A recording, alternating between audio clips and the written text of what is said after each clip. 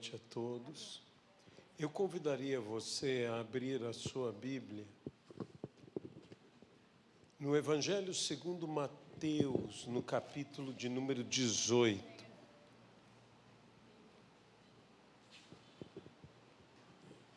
Hoje nós estamos terminando esta campanha que fizemos, que seria desatando ou liberando as bênçãos do Senhor em nossas vidas.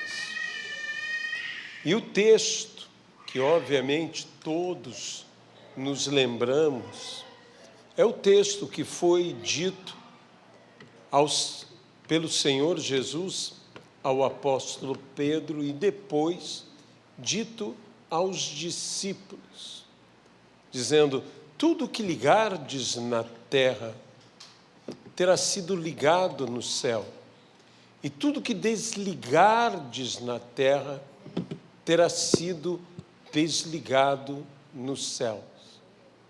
Esse texto, especialmente quando Jesus usa as mesmas palavras, agora direcionadas a toda a igreja, a todos os seus discípulos, está dentro de um contexto muito especial, em que Jesus está falando das demandas, está falando dos problemas de relacionamento dentro da igreja.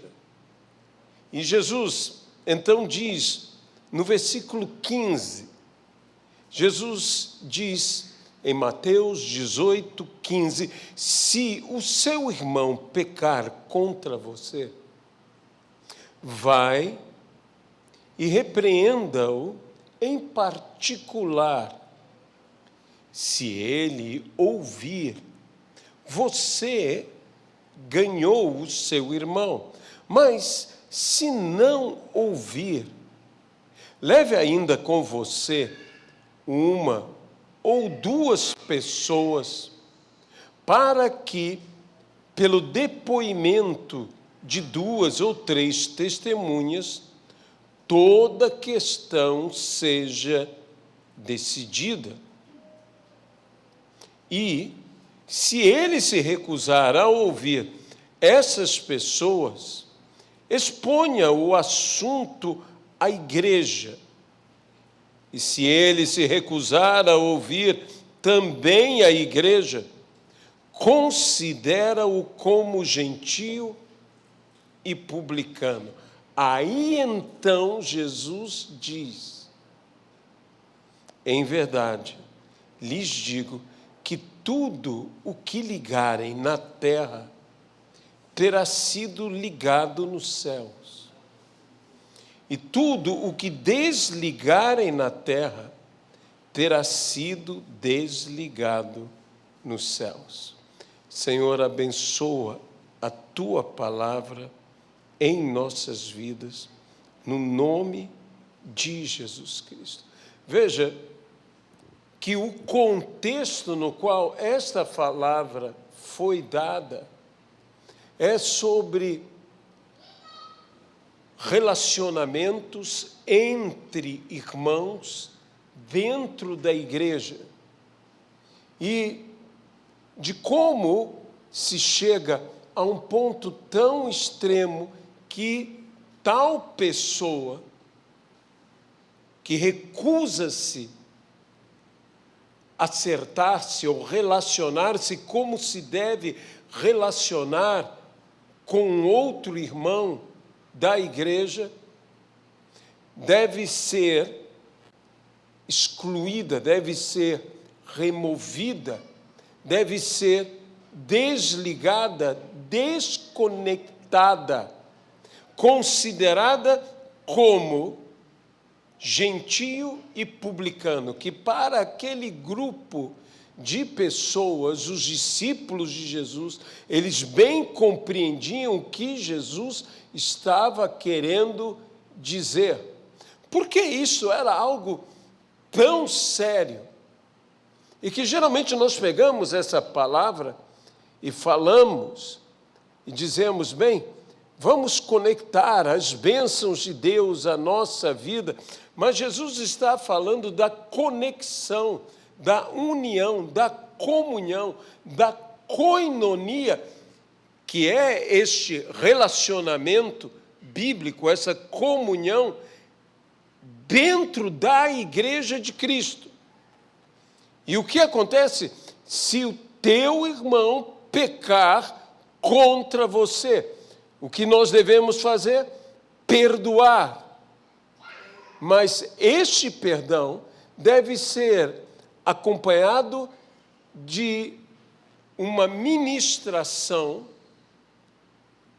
que nós devemos nos reconciliar. Então, Jesus, quando diz, vai acertar-se, vai buscar ao teu irmão, vai ouvir e conversar com o teu irmão, ele está falando sobre esse espírito de reconciliação que todos nós recebemos, o ministério da reconciliação.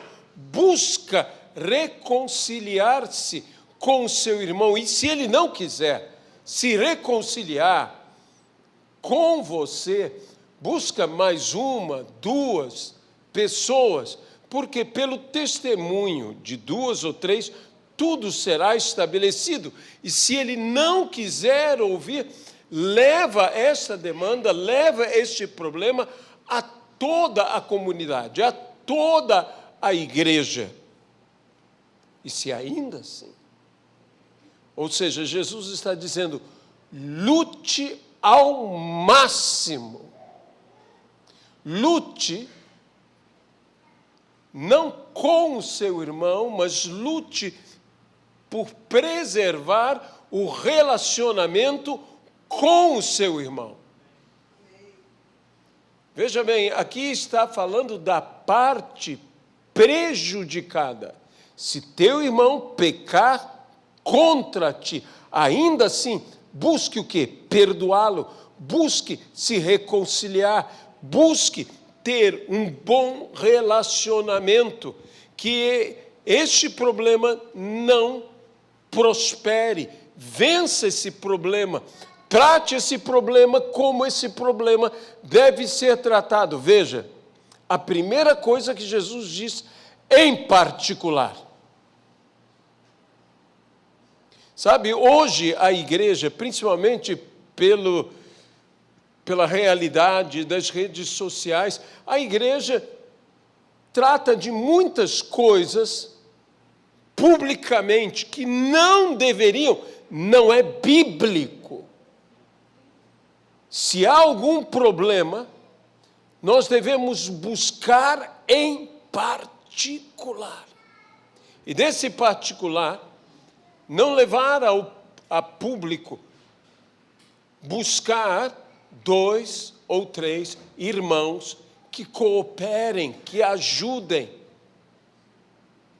Depois, entre a igreja, mas jamais fazer aquilo que Paulo condenou, aquilo que Paulo disse, acaso não há juízes entre vocês, pessoas íntegras, pessoas sábias, que possam julgar por vossa causa, o nome do Senhor é humilhado, é vituperado, é mal falado entre os de fora, entre os gentios. E talvez você me pergunte, mas pastor, por que você está falando disto? Se o que nós queremos é ativar as bênçãos, o que nós queremos é receber as bênçãos, eu direi a você que, possivelmente, um dos maiores impedimentos a que possamos ser, de fato, abençoados, é um mau relacionamento dentro do corpo de Cristo, para não dizer dentro da igreja. Veja o que segue após o versículo de número 18. Aí então Jesus está falando sobre pedidos. E sobre pedidos de duas pessoas que estejam em concordância. Então, Jesus primeiro diz o seguinte: se há discordância, se há problemas entre vocês, busque resolver essa discordância, porque existe um poder tremendo na concordância. E o inimigo vai fazer de tudo para que haja discordância. Discordância entre os ministérios, discordância entre as igrejas, discordância entre os irmãos, discordância entre os familiares, entre os cônjuges. Pedro mesmo disse que esposo e esposa não devem permitir que eles estejam em um litígio, em uma contenda. E Pedro, então, acrescenta, para que não sejam interrompidas as suas orações. Unidade implica em concordância. Não pode haver unidade na discordância. Unidade temos que ter e manter a concordância. Em verdade, também vos digo que se dois de vocês sobre a terra concordarem a respeito de qualquer coisa que vierem a pedir, isso lhes será concedido por meu Pai, que está nos céus. E qual o motivo? Porque onde estiverem 2 ou 3 reunidos no meu nome, ali estou no meio deles. A Bíblia nos mostra que este espírito de verdadeira reunião é um espírito que vem acompanhado por uma presença, a presença de Cristo. E o Pai atenderá toda e qualquer, porque temos concordância. Sim, porque temos concordância. Porque pedimos em concordância. Sim, porque pedimos em concordância. Mas Jesus, é claro, porque aonde estiverem, esses 2 ou 3 reunidos no meu nome, em concordância no meu nome, no seu meio estarei. É por causa de Cristo que todo e qualquer pedido será atendido pelo Pai. Eu quero dizer uma coisa a você: por mais que tenhamos a tentação de pensar que por concordarmos, obrigamos Deus a fazer a nossa vontade, eu digo em primeiro lugar, quando concordamos, estamos já começando a fazer a vontade do Pai, que quer que estejamos o quê? Em concordância.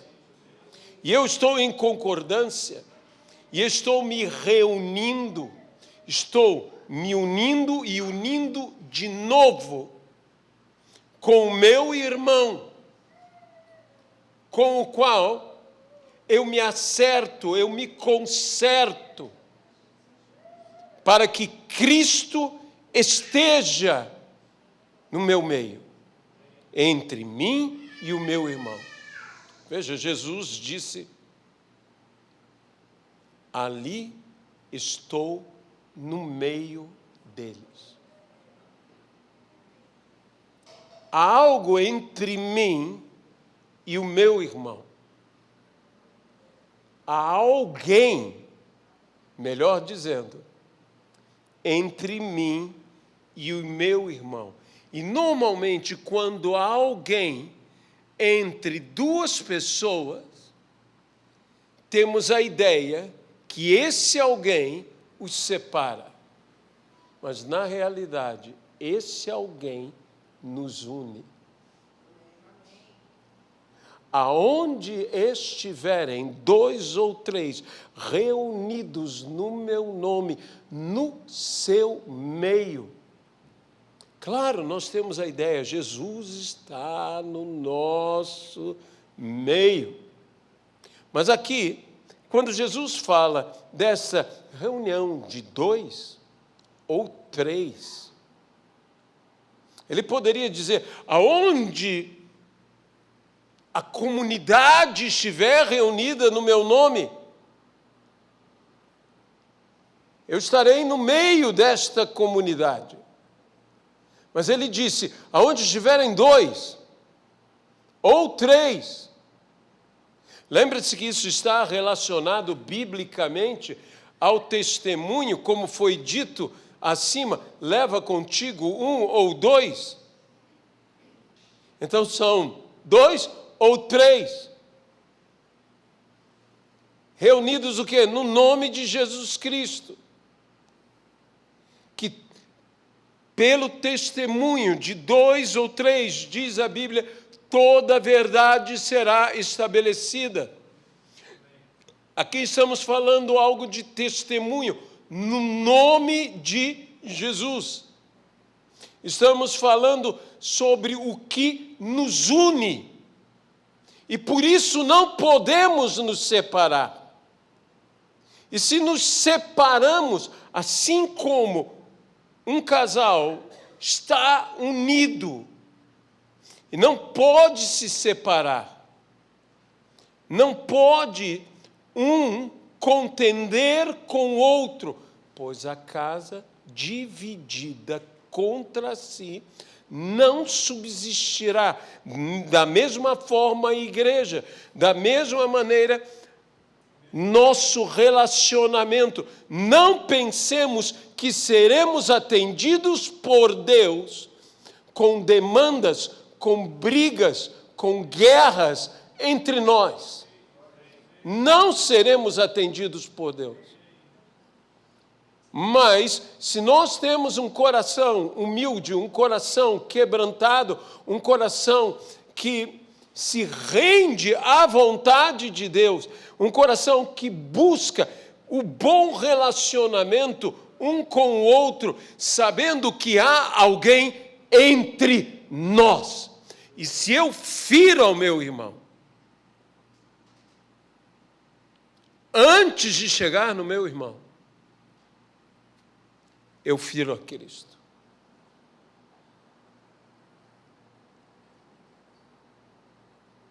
E eu sou tão condenável. Eu aprendi isso desde a minha infância. Tudo que fizerdes a um desses a mim, fazei.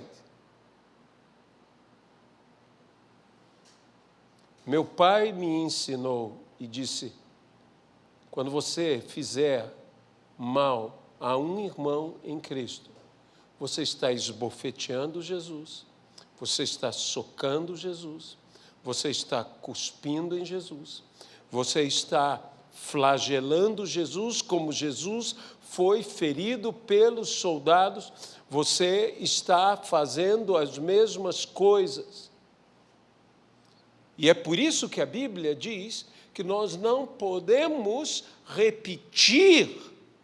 Lembre-se, a Bíblia fala que as pessoas estão crucificando de novo a Jesus. Nós não podemos ter essa atitude no nosso meio. Veja, é claro que eu quero, e hoje nós estamos aqui terminando esta campanha, que nós estamos pedindo o quê? Senhor, desata as bênçãos de Deus. Mas se nós queremos que as bênçãos de Deus sejam desatadas, sejam liberadas sobre nossas vidas, nós precisamos, como igreja, nos arrepender das contendas que dentro da igreja existe. Quando Tiago falou e disse, de onde procedem as guerras entre vós? Tiago não estava falando para o mundo, estava falando para a igreja. Você concorda comigo? Ele estava falando para a igreja. E ele disse, as guerras entre vós. De onde procedem? Senão das paixões que militam na sua carne. Militam, essas paixões lutam dentro de nós e nos levam a lutar uns com os outros.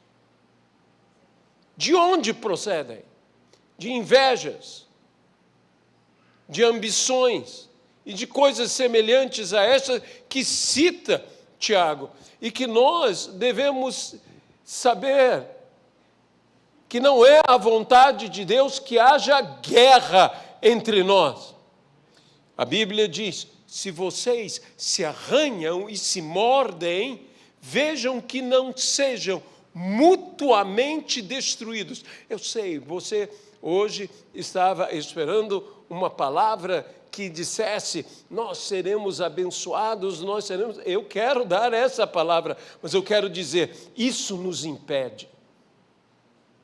E eu não quero uma bênção simplesmente para você, ou para mim, ou para a igreja local nossa. Nossa igreja será abençoada. Como podemos ser abençoados se o restante da igreja de Cristo não for abençoado? Como seremos abençoados se há tamanha guerra entre nós? E há guerra ou não há guerra entre nós? Há discussão ou não há discussão? Há quem se levante contra o seu irmão e acuse o seu irmão e levantamos uma bandeira pela verdade e discutimos e maltratamos e nunca há aquele compromisso de buscar em particular, de fazer simplesmente o que Jesus disse que deveríamos fazer. Vamos trazer isso ao ambiente das nossas casas, vamos trazer isso ao ambiente dos nossos relacionamentos, vamos trazer isso ao ambiente das nossas amizades, vamos trazer isso ao ambiente da nossa igreja, vamos viver o verdadeiro cristianismo, fazendo a vontade do Senhor Jesus Cristo. Se acontecer, se teu irmão pecar, eu creio que isso é uma forma de complementar a pergunta de Pedro, até quando perdoarei o meu irmão se ele pecar contra mim até 7 vezes? Jesus diz, não, até 70 vezes 7.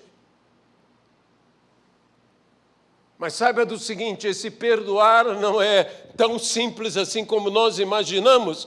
Esse perdoar está dentro deste contexto que Jesus... Porque não está escrito aqui, se teu irmão pecar contra você, vai. Eu já sei que eu tenho que perdoar, mas vai se acertar com teu irmão, vai, em particular, vai, trata tudo isso. Jesus está falando sobre esse nosso sentimento em busca a uma concordância. Se nós começarmos a viver esse espírito, esta forma que Jesus Cristo nos disse para viver, nós pediremos o que quisermos e nos será feito. E nos será feito, não movidos por ganância, nem por inveja, porque estas coisas, e veja, quando Tiago falou isso, ele estava falando também no contexto de pedir. Pedis e pedis e nada tendes, ele acrescenta depois no texto, porque vocês pedem mal. Pedem mal, e para que eu peça bem, eu tenho que ter esse espírito de concordância. Eu tenho que ter esse espírito de bom relacionamento. Eu preciso viver essa verdade. E então nós veremos o sobrenatural de Deus como nunca vimos em nossa vida. Muitas vezes Jesus tinha que tratar o problema de relacionamento dos seus discípulos. Muitas vezes Jesus teve que intervir quando Tiago e João pediram e depois pediram à própria mãe que pedisse o mesmo pedido que eles já haviam feito, a Bíblia diz que os outros discípulos ficaram zangados com eles. Jesus muitas vezes falou com os seus discípulos, e eu gosto da expressão, mas com vocês não é assim. Jesus disse, no mundo, os gentios é que andam atrás dessas coisas, mas com vocês não é assim. Conosco não pode ser assim. Conosco tem que ser diferente, com a igreja tem que ser diferente. Meu irmão, minha irmã, eu sinto que Deus está desatando, libertando ou liberando um espírito bom para esse ministério. E a partir desse ministério, para que nós também possamos afetar a outros, possamos ajudar aos irmãos. Nós não estamos aqui, nosso ministério não está aqui, eu não estou aqui para falar mal de qualquer outro ministério. Ministério é um serviço. Ministério é um serviço e, por ser um serviço, é trabalho servil, é trabalho de servo. Sabe, às vezes nós temos um pensamento sobre ministério e simplesmente um parênteses, uma abertura aqui. Veja, se ministério é serviço e se serviço é trabalho de servo, ministério é trabalho escravo. Dentro do sentido do escravo bíblico. Nós somos servos, nós estamos para servir. Muita gente acha que ministério é senhorio. Eu não estou dizendo que não haja autoridade, mas a autoridade do nosso Senhor. E principalmente os ministros de Cristo. Você sabe que a palavra ministro, a palavra ministro que nós utilizamos, especialmente para os pastores, mas todos nós somos ministros do Senhor, ministros de uma nova aliança. Essa palavra vem da palavra servir, servil, que é a palavra relacionada à escravidão. Aliás, ministro, literalmente no grego, é uma palavra relacionada a um tipo de escravidão. Se eu não cometo um erro, era a escravidão no sentido romano mais baixa possível, que é a escravidão nas galeras romanas. Era o remador. Todos os que remavam eram escravos, normalmente prisioneiros ou enviados para lá por alguma sentença. E eles já estavam condenados à morte. E eu vejo, às vezes, uma arrogância dentro do ministério, que eu vou dizer uma coisa, se eu estou remando para levar alguém aonde esse alguém tem que ir, como servo, servindo, eu vou remar para levar a igreja aonde a igreja tem que ir. Mas, como disse Paulo, a minha vida já não a considero em valor nenhum, porque eu já estou condenado, eu sou ministro. Por isso Paulo diz escravo e diz até o quê? Prisioneiro. Prisioneiro.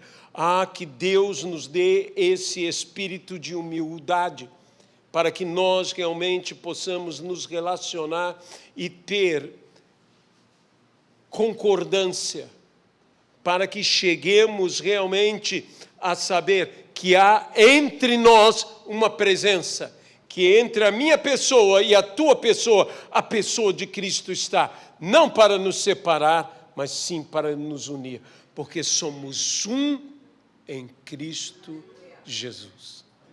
Amém? Nós vamos estar, então, orando, e eu creio que aqui, nesse espírito, nós estamos concordando.